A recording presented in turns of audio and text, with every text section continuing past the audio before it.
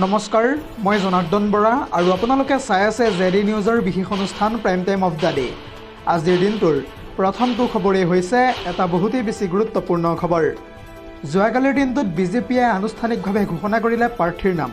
হয়, আপুনি ঠিকেই শুনিছে, কিন্তু এইবাৰ টিকটৰ পৰা বঞ্চিত হ'ল সিদ্ধাৰ্থ ভট্টাচাৰ্য আৰু তাৰ পৰিৱৰ্তে গুৱাহাটীৰ মাজমজিয়াত বহিৰাগতক প্ৰদান কৰিলে বিজেপিয়ে টিকট।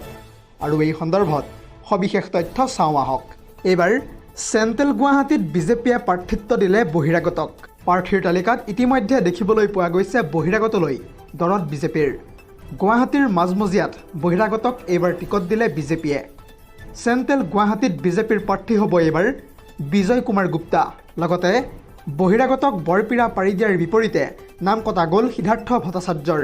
যিহেতু বিজেপিৰ প্ৰাক্তন ৰাজ্যিক সভাপতি আছিল সিদ্ধাৰ্থ ভট্টাচাৰ্য, হিমন্ত বিশ্ব শৰ্মাক বিজেপিলৈ অনা মানুহজনেই আছিল সিদ্ধাৰ্থ ভট্টাচাৰ্য।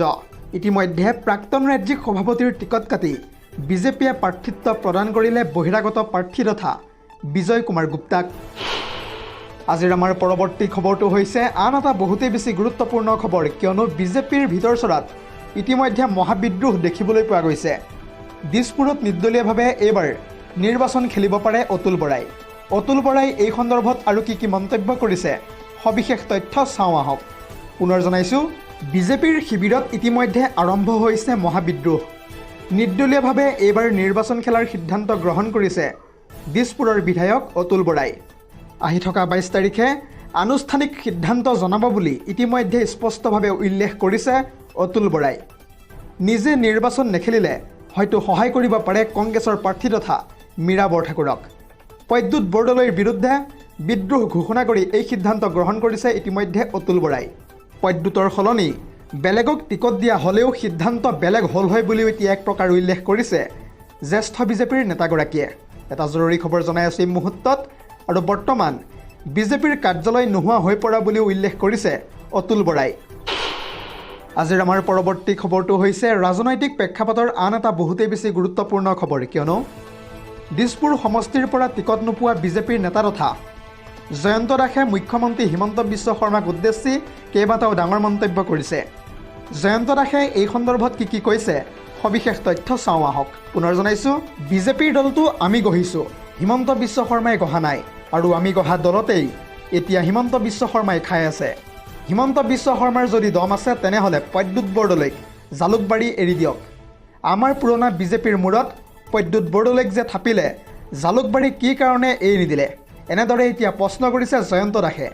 জয়ন্ত দাসে ইয়াৰ উপৰিও কয় যে ইতিমধ্যে গৰু কয়লা বালিৰ চিণ্ডিকেট চলাইছে হিমন্ত বিশ্ব শৰ্মাই, কিন্তু এইবাৰ পলিটিকেল চিণ্ডিকেটত নামিছে হিমন্ত বিশ্ব শৰ্মা। লগতে অগপুৰ ভণ্ড জাতীয়তাবাদক লগত লৈ এতিয়া পলিটিকেল চিণ্ডিকেট চলাইছে মুখ্যমন্ত্ৰীগৰাকীয়ে। ইতিমধ্যে প্ৰকৃত বিজেপিৰ নেতাৰ টিকট কাটি পচা গেলা কংগ্ৰেছীক টিকট দিছে। যিমান বিজেপিৰ কাৰ্যকৰ্তা উপেক্ষিত হৈ আছে তেওঁলোকক লগত লৈ মই দল এটা খুলিম। দম আছে যদি প্ৰদ্যুৎ বৰদলৈক দিছপুৰৰ পৰা জিকাই দেখুৱাওক, মই চেলেঞ্জ কৰিছোঁ, এই মন্তব্য কৰিছে এতিয়া জয়ন্ত দাসে। হিমন্ত বিশ্ব শৰ্মা, আপুনি স্পষ্টকৈ শুনক, আপোনাৰ চিণ্ডিকেটৰ টকাৰে দিছপুৰৰ ভোটাৰক কেতিয়াও কিনিব নোৱাৰে। দিছপুৰৰ ভোটাৰ চিণ্ডিকেটৰ টকাত বিক্ৰী যোৱা ভোটাৰ নহয়। আপোনাৰ পৰিয়ালে অজগৰৰ দৰে মাটি খাবলৈ আমি আপোনাক চৰকাৰলৈ অনা নাছিলোঁ। এনেদৰে এতিয়া মুখ্যমন্ত্ৰীক এজাৰি দিছে দিছপুৰ সমষ্টিৰ টিকটৰ পৰা বঞ্চিত বিজেপিৰ নেতা তথা জয়ন্ত দাসে। দৰ্শকসকল, আৰু বহুতো গুৰুত্বপূৰ্ণ খবৰ আছে। যদিহে আপুনি এতিয়ালৈকে এই ভিডিঅ'টোত লাইক কৰা নাই তেন্তে এতিয়াই লাইক কৰি দিয়ক, আৰু এনেধৰণৰ খবৰসমূহ প্ৰত্যেক দিনে পাই থাকিবৰ কাৰণে চেনেলটো ছাবস্ক্ৰাইব কৰি কাষতে থকা বেল আইকনটো প্ৰেছ কৰি ৰাখিবলৈ একেবাৰেই নাপাহৰিব।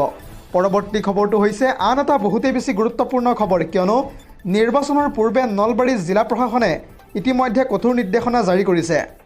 কাৰণ বন্ধৰ দিনতো এতিয়াৰে পৰা খোলা থাকিব চৰকাৰী কাৰ্যালয় আৰু বেংক। আৰু এই সন্দৰ্ভত সবিশেষ তথ্য চাওঁ আহক। পুনৰ জনাইছোঁ, আগন্তুক বিধানসভা নিৰ্বাচনৰ পূৰ্বে নলবাৰী জিলা প্ৰশাসনে কঠোৰ নিৰ্দেশনা জাৰি কৰিছে।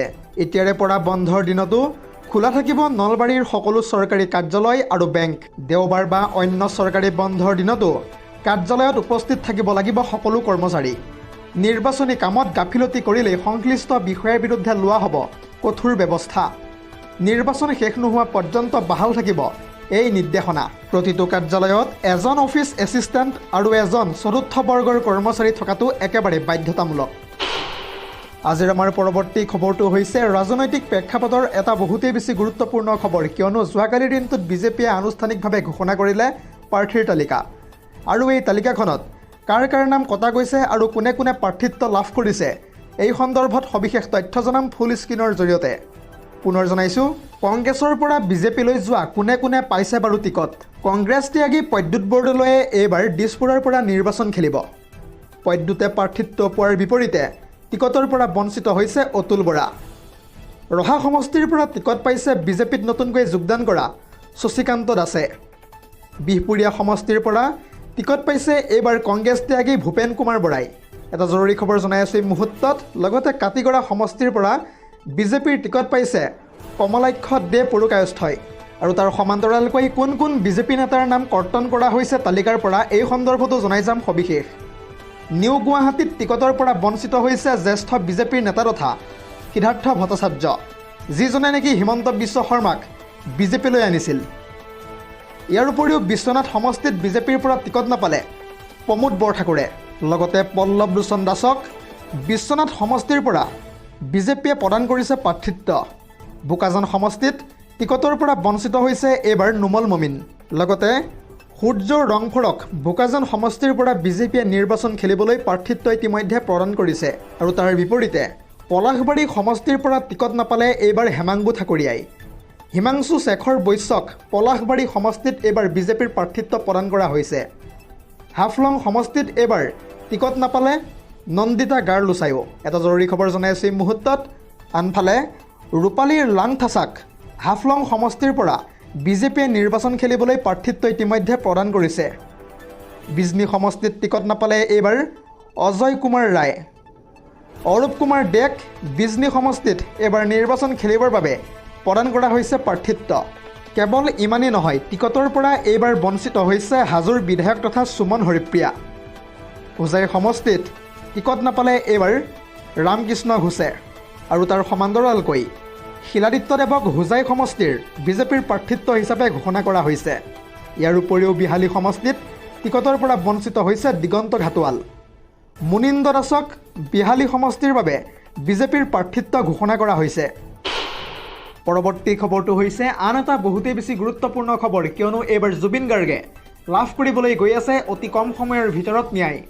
কাৰণ ইতিমধ্যে গঠন কৰা হৈছে ফাষ্ট ট্ৰেক আদালত। এক্স হেণ্ডেল যোগে ইতিমধ্যে এই কথা ঘোষণা কৰিছে মুখ্যমন্ত্ৰী হিমন্ত বিশ্ব শৰ্মাই। মুখ্যমন্ত্ৰীগৰাকীয়ে ইয়াৰ উপৰিও কি কৈছে সবিশেষ তথ্য চাওঁ আহক। পুনৰ জনাইছোঁ, জুবিন গাৰ্গৰ কাণ্ডৰ খৰতকীয়া বিচাৰ অব্যাহত। জুবিন গাৰ্গৰ কাণ্ডৰ বিচাৰৰ বাবে ইতিমধ্যে গঠন কৰা হৈছে বিশেষ ফাষ্ট ট্ৰেক আদালত। কেইটামান মুহূৰ্তৰ পূৰ্বে বাক্সা জিলাৰ ন্যায়াধীশ চামিলি ভূঞাক ইতিমধ্যে ফাষ্ট ট্ৰেক আদালতৰ দায়িত্ব অৰ্পণ কৰা হৈছে। ইতিমধ্যে গুৱাহাটী উচ্চ ন্যায়ালয়ে নিযুক্তি প্ৰদান কৰিছে শৰ্মিলি ভূঞাক। আৰু এতিয়াৰে পৰাই প্ৰতিদিনে চলিব জুবিন গাৰ্গৰ গোচৰৰ শুনানি। এক্স হেণ্ডেল যোগে এই কথা ইতিমধ্যে সদৰি কৰিছে মুখ্যমন্ত্ৰী হিমন্ত বিশ্ব শৰ্মাই। আজিৰ আমাৰ পৰৱৰ্তী খবৰটো হৈছে মধ্যপ্ৰাচ্যৰ যুদ্ধক লৈ আহি পৰিছে এটা ব্ৰেকিং নিউজ।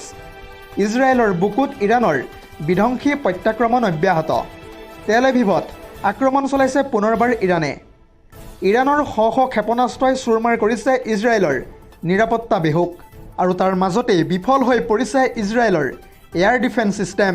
লগতে তেল এভিভৰ কেইবাটাও অট্টালিকা সম্পূৰ্ণৰূপে ধ্বংসস্তূপত পৰিণত হৈছে।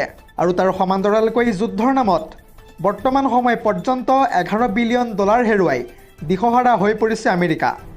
ইৰাণক ৰুধিবলৈ আমেৰিকাক লাগে অতিৰিক্ত প্ৰায় $200 বিলিয়ন। $5.6 বিলিয়ন অস্ত্ৰ ব্যৱহাৰ কৰিও ভাঙিব পৰা নাই বৰ্তমান সময় পৰ্যন্ত ইৰাণৰ মনোবল। আৰু যুদ্ধৰ দাবানলত প্ৰাণ হেৰুৱাইছে ইতিমধ্যে 2428 জনকৈ নিৰীহ লোকে। ইয়াৰ উপৰিও ইৰাণৰ বেলিষ্টিক মিছাইলে তছনছ কৰিছে ইজৰাইল। ইৰাণৰ মিছাইলৰ আগত একেবাৰে অসহায় হৈ পৰিছে ইজৰাইলী সেনা। News desk report, ZD news.